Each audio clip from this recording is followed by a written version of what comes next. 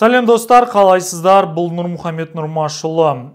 Біздің бүгінгі шығарылым жалпы осы аптаның соңында болатын UFC 300 нөмірлік турниріне арналады. Яғни біздің бүгінгі шығарылымыз осы UFC 300 турниріне арналатын турнирдің ең алғашқы бөлімі болып табылады.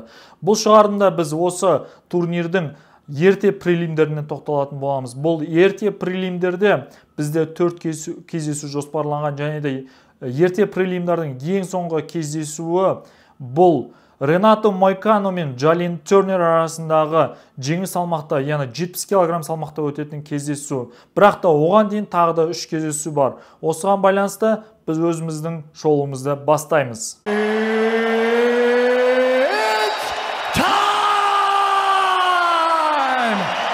Сонымен достар, біздегі UFC 300 турнирінің ең шымылдық кездесуін ашатын кездесу бұл ерлер арасында 61 кг салмақта өтетін Дэвисон Фигейредо мен Коди Гарбрант арасында өтетін кездесу. Өздеріңіз білетіндей, Дэвисон Фигейредо осыған дейін 57 кг салмақта 2 мәрте чемпион болған Бразилияның өкілі. Ол осы жақында ғана осы 61 кг салмақта өзінің дебютін жасап, сол топ 10-ға кіретін американдық Роб Фонтты жеңіп, осы топ 10-ға бірден кіріп кеткен болатын. Дәл қазіргі сәтте бұл осы 61 кг салмақтағы дивизионда нөмірі 8-ші орында тұрған жауынгер. Ал оның қарсыласы осы 61 кг салмақта чемпион болған кезінде атақты Доминик Крузды төрешілердің айқын басымдылық шешімімен жеңген аңыз адам Коди Гарбрант. Коди Гарбрант дәл қазіргі сәтте ол ешқандай да рейтингке кірмейді, бірақ та UFC осы Коди Гарбранттың бұрынғы чемпион екенін ескере отырып, сонымен қатар осы соңғы 3 кездесуде көрсеткен жеңістеріне қарап, осы топ 10-ға кіруге үлкен мүмкіндік беріп отыр.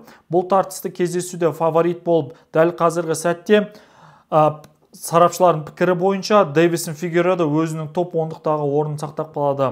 Ал одан кейінгі кездесу біздегі бұл Бобби Грин мен Джим Миллер арасында өтетін ерлер арасындағы 70 кг салмақтағы кездесу.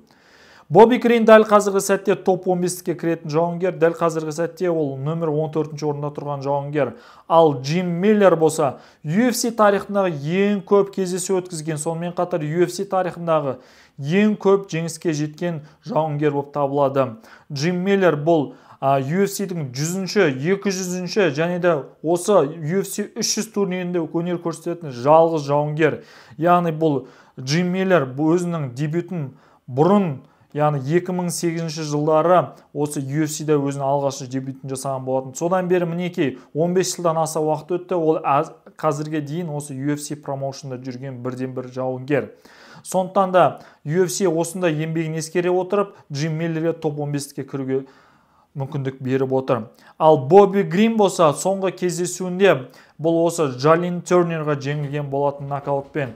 Ал Джим Миллер болса соңғы кездесуінде өзінің қарсыласын нокаутпен жеңген болатын. Құрметті көрермен, бұл кездесу өте қызықты өтеді деп күтілуде. Одан кейінгі біздегі кездесу бұл әйелдер арасындағы 52 кг салмақта өтетін, яғни американдықтардың тілімен айтқанда 115 фунт салмақта өтетін кездесу. Бұрынғы чемпион дәл қазіргі сәтте рейтингті нөмір 5-ші орында тұрған бразилиялық Джессика Андражбен нөмір 6-ші орында тұрған тағы бір бразилияның өкілі Марина Родригес арасында өтетін кездесу.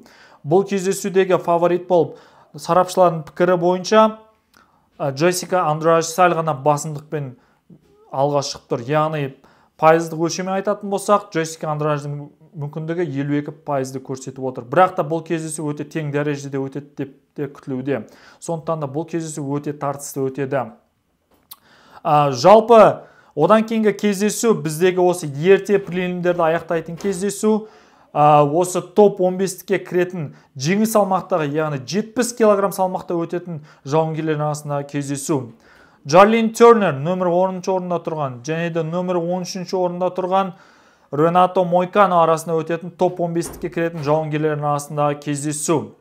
Және де осы жауынгерлерге тоқталатын болсақ, соңғы кездесуінде Джалин Тернер осы желтоқсан айында өткен UFC Austin Fight Night'та өзінің қарсыласы Бобби Гринді нокаутпен жеңген болатын. Ал Ренато Мойкано осы жылдың аяғында өткен, яғни желтоқсан аяғында өткен UFC Fight Night'тың бірінде осы Дрю Доберді төрешілердің айқын басымдық шешімімен жеңген болатын.